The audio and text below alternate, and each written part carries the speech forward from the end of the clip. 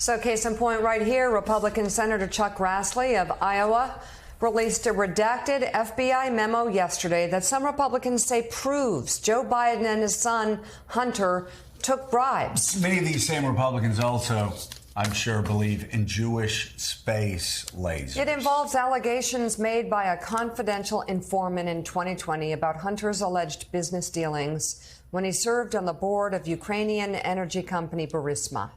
Those claims have never been verified, and even some top Republicans have acknowledged they cannot confirm whether the information is true.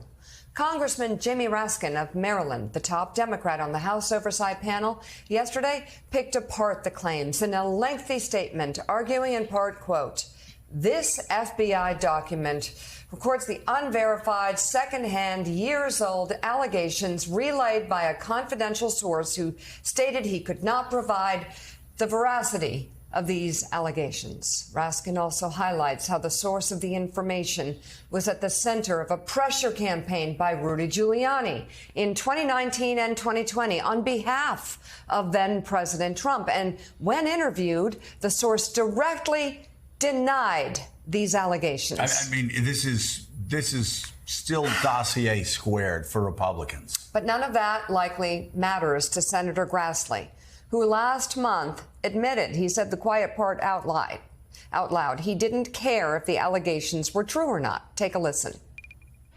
We aren't interested in whether or not the accusations against Vice President Biden are accurate or not.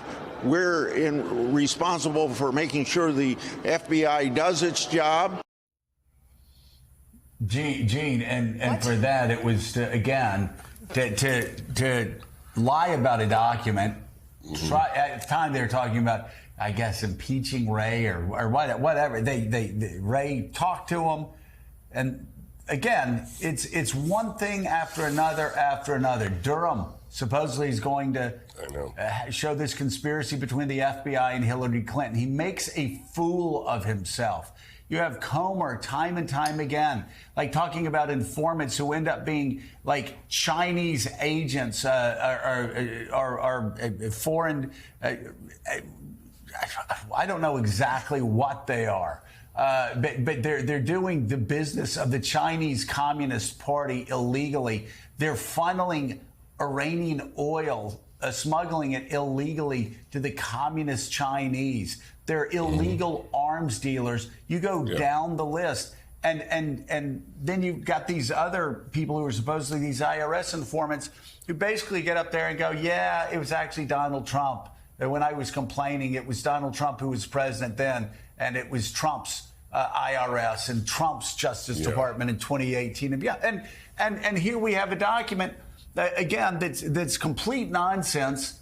And you have Chuck Grassley going, I don't care whether he's guilty or not. We're just trying to create chaos.